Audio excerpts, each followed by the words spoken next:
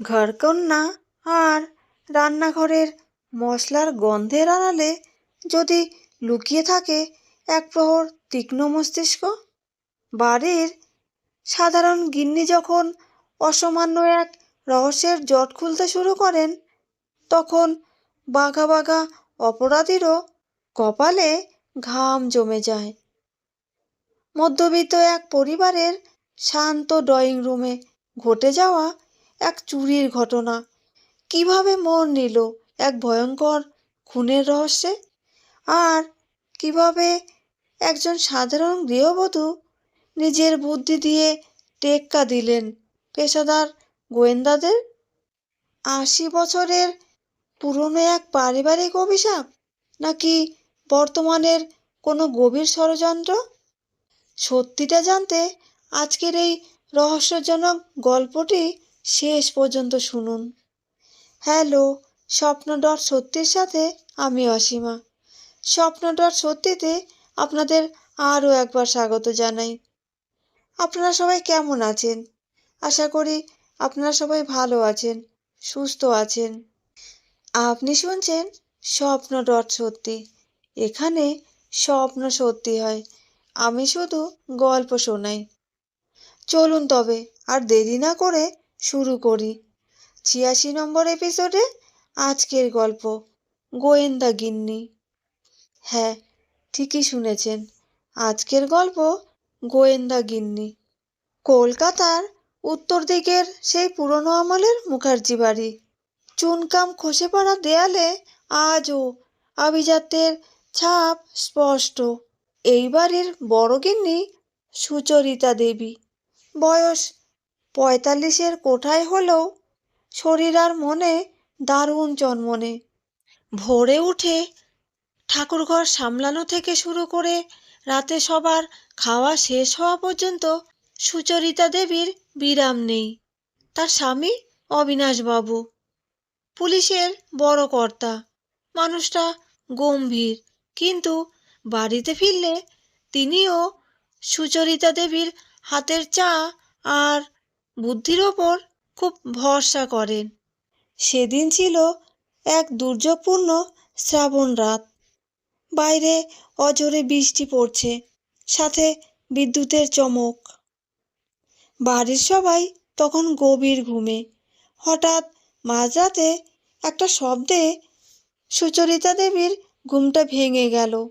তিনি শুনলেন একতলার ড্রয়িং রুমের দিক থেকে একটা খসখস শব্দ আসছে। তিনি ভাবলেন হয়তো ইঁদুরের কাজ, কিন্তু মনটা খচখচ করছিল। পরদিন সকালে যখন বাড়ির সবাই ঘুম থেকে উঠল, তখন দেখা গেল এক লঙ্কা কাণ্ড। একতলার লকার ঘরের দরজা হাট করে খোলা। বাড়ির বংশানুক্রমিক সেই মহামূল্যবান সোনার নবরত্ন হারটা গায়েব। অবিনাশবাবু তড়িঘড়ি নিচে নেমে এলেন। তিনি দেখলেন জানলার গ্রিলটা কাটা। তিনি গম্ভীর হয়ে পড়লেন। বাইরে থেকে কোনো চোর জানলা কেটে ঢুকে হারটা নিয়ে চম্পট দিয়েছে। বাড়িতে তখন কান্নার রোল পড়ে গেছে। মেজোজা মাধবী দেবী তো হাপুস নয়নে কাঁদছেন। ওগো, আমাদের কপাল পুড়ল, এত দামি হারটা চুরি হয়ে গেল। সুচরিতা দেবী তখন কারো কথায় কান না দিয়ে শান্তভাবে ঘরের চারপাশটা লক্ষ্য করছিলেন। তিনি জানলার কাছে গিয়ে আঙুল দিয়ে ধুলো পরীক্ষা করলেন। দেখলেন গ্রিলের ওপর জমানো ধুলো একদম অটুট। তার চোখে ধাঁধা লাগলো। তিনি মনে মনে ভাবলেন, চোর যদি বাইরে থেকে গ্রিল কেটে ঢোকে, তবে গ্রিলের ধুলো তো নষ্ট হওয়ার কথা। তার মানে গ্রিলটা ভেতর থেকেই কাটা হয়েছে, কাউকে বিভ্রান্ত করার জন্য। ঠিক এই সময় বাড়িতে আরও একটা নাটক শুরু হলো। অবিনাশবাবুর ছোট ভাই বুবুন, যার বয়স সবে 25, সে খুব বিধ্বস্ত অবস্থায় ঘরে ঢুকলো। বুবুন ইদানিং শেয়ার বাজারে অনেক টাকা হারিয়ে লোকজনের কাছে ঋণী হয়ে পড়েছিল। সুচরিতা দেবী লক্ষ্য করলেন বুবনের জামার হাতায় ছোট ছোট লোহার গুঁড়ো লেগে আছে। তার মনে সন্দেহ জাগল, কিন্তু তিনি তড়িঘড়ি কাউকে কিছু বললেন না। তদন্ত যখন মাঝপথে, ঠিক তখনই বাড়ির পুরনো চাকর শম্ভু কাকা, যার বয়স প্রায় 60, তাকে আর খুঁজে পাওয়া যাচ্ছিল না। শম্ভু কাকা লকারের চাবি কোথায় থাকে সেটা জানতেন। দুপুরে খবর এলো বাড়ির ছাদের জলের ট্যাঙ্কে শম্ভু কাকার নিথর দেহ ভেসে উঠেছে। অবিনাশবাবু আর পুলিশের অন্য অফিসাররা বললেন, বোঝা গেল শম্ভুই চুরিটা করেছিল আর ধরা পড়ার ভয়ে আত্মহত্যা করেছে। সুচরিতা দেবী কিন্তু শম্ভু কাকার মরা দেহটার কাছে একবার গেলেন। তিনি দেখলেন শম্ভু কাকার আঙুলের ডগায় এক ধরনের সাদা রঙের পাউডার লেগে আছে। তিনি সোজা রান্নাঘরে গেলেন। দেখলেন বেকিং সোডার কৌটোটা খোলা, কিন্তু ওটা বেকিং সোডা নয়।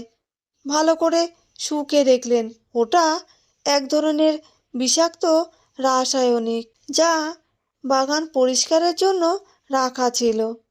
সুচরিতা দেবী এবার সবটা জলের মতো পরিষ্কার বুঝতে পারলেন। সেদিন রাতে তিনি ড্রয়িং রুমে সবাইকে ডাকলেন।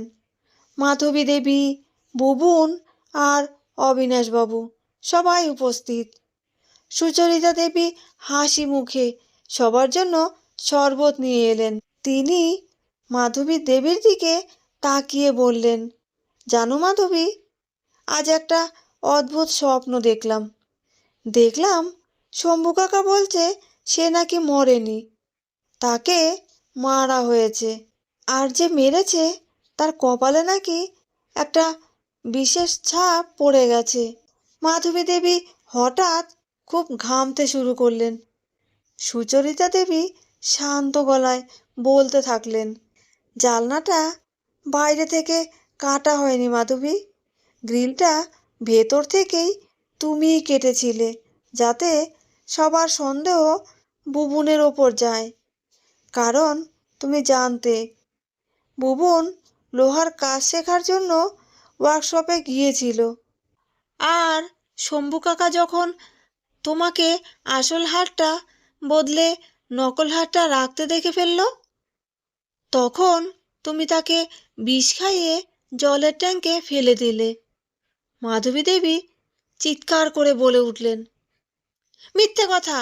আপনার কাছে কি প্রমাণ আছে?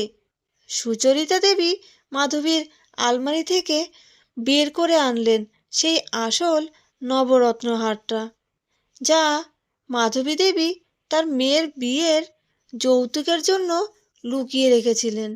মাধবী দেবী আর নিজেকে ধরে রাখতে পারলেন না, কান্নায় ভেঙে পড়ে সব স্বীকার করলেন।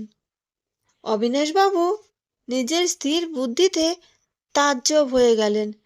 পুলিশের বড় কর্তা হয়েও তিনি যা পারেননি, বাড়ির সাধারণ গিন্নি তার চোখের পলকে সমাধান করে দিলেন। মুখার্জি বাড়িতে আবার শান্তি ফিরেছে, তবে সুচরিতা দেবীর মনটা খুব ভার।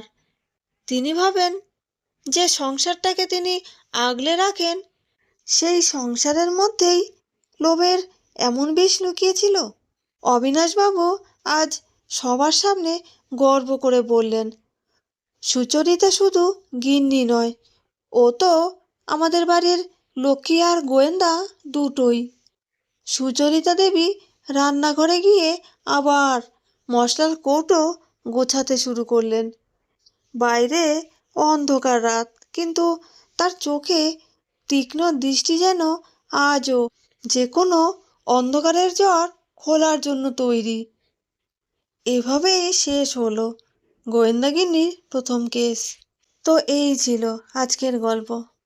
সত্যি বলতে একজন সাধারণ গৃহবধূ তার তীক্ষ্ণ বুদ্ধি আর ধৈর্য দিয়ে চাইলে শুধু সংসার নয়, অন্ধকার অপরাধের জটও খুলে দিতে পারে।